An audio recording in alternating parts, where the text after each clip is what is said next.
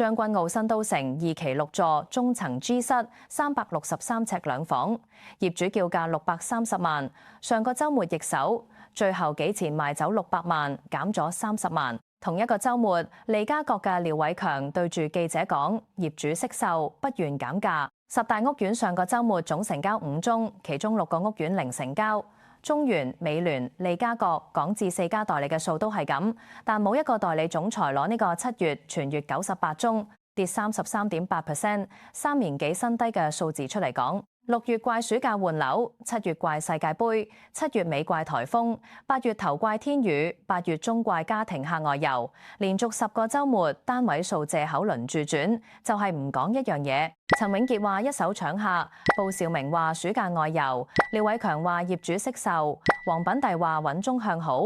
同一個週末，同一組屋苑，同一個5宗成交，4個地產界總裁俾4個唔同解釋。呢件事嘅反直覺位喺呢度，大家以為業主唔減價係心理惜售，係坐地起價。但如果你打開美聯自己嘅數據，10大屋苑尺價由2021年高位跌26%到34%。新都城業主同一個週末減30萬先買得走，業主唔係惜售，係已經跌到冇得再跌。關你港事研究所今集研究4位地產界大佬4個唔同嘅藉口，10大屋苑5宗成交嘅真相。你屋企個屋苑過去10個週末成交咗幾多宗？我哋先由一個數字講起。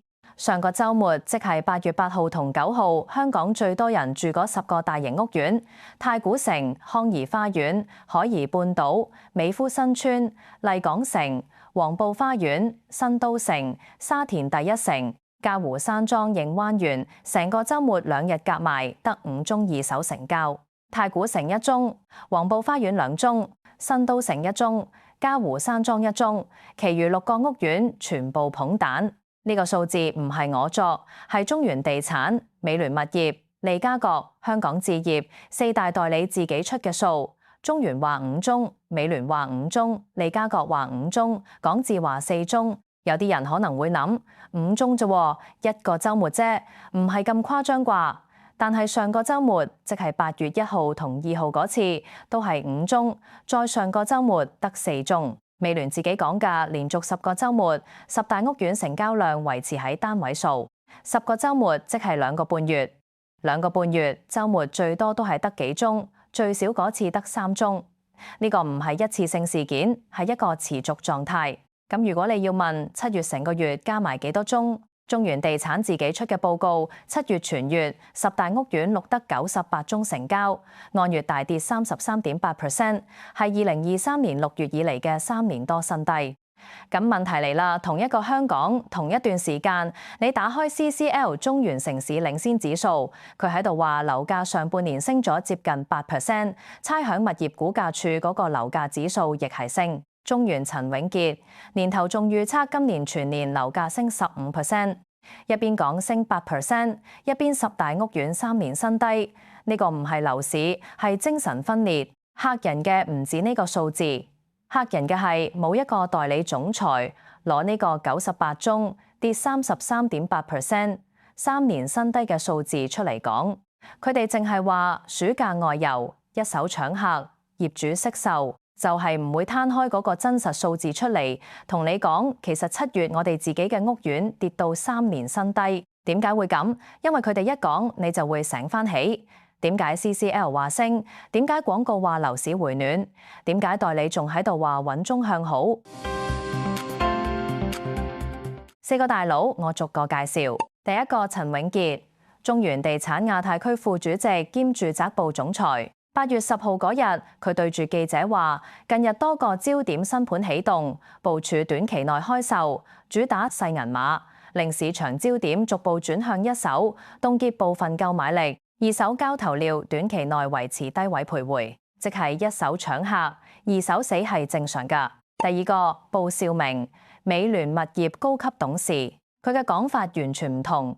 現時正值暑期旅遊旺季，唔少家庭客選擇攜同子女外遊，令部分置業計劃押後，影響二手成交表現。即係業主同買家都去咗旅行，所以冇成交。第三個廖偉強，利嘉閣地產總裁，廖偉強嘅講法又唔同，市場仍然充斥較多利淡因素，包括加息憂慮、地緣政治，令業主惜售不願減價，買家對後市持觀望，雙方陷入拉鋸戰，即係加息、地緣政治，業主唔減，買家唔買。第四個黃品第，香港置業研究部董事。黃品第嘅畫風完全另一個星球，一手搶客及二手整固，但租金續創新高，股市回穩，息口相對寬鬆下，樓市穩中向好，格局不變。一手熱銷將會帶動二手交投，樓價續升，即係唔緊要㗎。樓市其實好好，樓價會再升。同一個週末，同一組10大屋苑，同一個5宗，4個香港地產界總裁級人物，4個完全唔同嘅解釋。呢個唔係分析。呢個係盲人摸象，或者講白啲，呢個係4個代理各自導住觀眾嘅口味，提供一個聽落最順耳嘅解釋。經業主價聽廖偉強，業主唔減價，即係話你屋企個樓仲值錢。經買家價聽陳永傑一手搶客，即係話市場仲有需求。經樓市崩嘅聽黃品第穩中向好，即係話你唔使驚。至於布少明嗰個暑假外遊係最溫和嘅版本，俾所有人一個短暫現象嘅心理安慰。4個人冇人提跌33.8%， 3年新低呢個真實數字。可能有人會話都係揾食啫，代理咁講都可以理解。咁我俾你睇一樣嘢，呢4個藉口其實佢哋喺6月、7月已經用過，而且輪住轉。6月中，中原話臨近暑假換樓黃金檔期，但缺少筍盤，業主慢慢收窄議價空間，甚至加價。藉口 A， 業主唔減價。7月頭，陳永傑話世界盃進入最後激戰階段，睇樓人流同成交減少。藉口 B， 世界盃。7月尾，布少明話颱風襲港外二手屋苑交投。藉口 C， 颱風。8月頭，陳永傑再話週末2日均受天雨影響。藉口 D， 天雨。8月10號，布少明話暑期旅遊旺季，家庭客外遊，藉口 E， 外遊。好啦，世界盃7月中已經完，而家8月中你仲喺度講世界盃效應。颱風7月27號嘅事，8月頭嗰次講天雨，但同一組10大屋苑連續10個週末單位數。你嘅意思係香港連續落咗10個週末雨，加埋世界盃，加埋颱風，加埋暑假，加埋一手搶客咩？藉口輪住轉就係唔講一件事跌。嚟到最核心嘅位，廖偉強話業主惜售不願減價。呢句話聽落好合理，因為業主叫價高，成交拉鋸，係代理最中意用嘅解釋。但係你話業主唔減價，我俾你睇一單。同一個週末8月9號將軍澳新都城成交嗰單，業主叫價630萬，最後600萬賣出。廖偉強話業主唔減價嗰刻，新都城業主減30萬先買得走。再深入啲，美聯物業自己嘅研究中心報告，10大屋苑尺價由2021年8月高位計，跌幅由26.2% 到33.9%。黃埔花園跌得最深，跌33.9%。海怡半島同美孚新村都跌逾32%，太古城跌29點幾。業主唔係惜售，係已經跌到冇得再跌。代理中意講前者，因為前者聽落好似市場好穩，但如果你係打算入市嘅買家，後者先係你需要知嘅真相。仲有一樣嘢俾你睇個更直觀嘅畫面，同一個週末，中原自己嘅數據預約睇樓量369組，成交5宗，即係364個決定唔買。呢一個叫暑假外遊，369個外遊緊嘅家庭返嚟睇樓。呢個現象冇一個代理總裁攞出嚟講，因為一講就跌。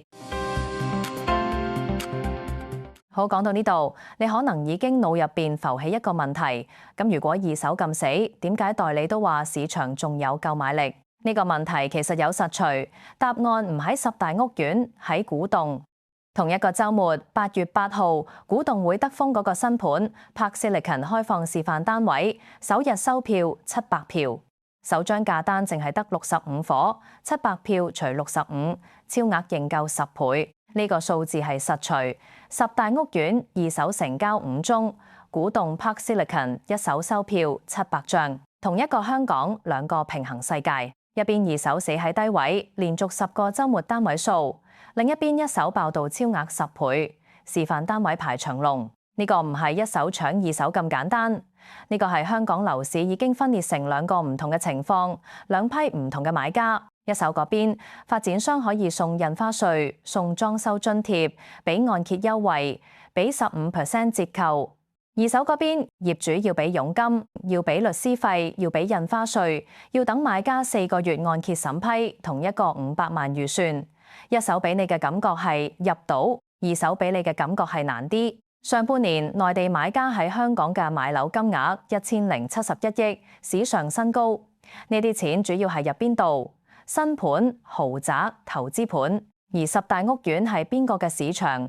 換樓客、自用客、上車客，呢批人係憑月薪同積蓄嘅香港人。當一手俾1071億內地資金撐住，二手俾月薪族撐住，你當然睇到一邊爆一邊死嘅畫面。呢個唔係暑假外遊咁簡單，呢個係香港樓市嘅結構性分裂。呢件事關你事，關香港事，因為你屋企個屋苑可能就係嗰10個之一。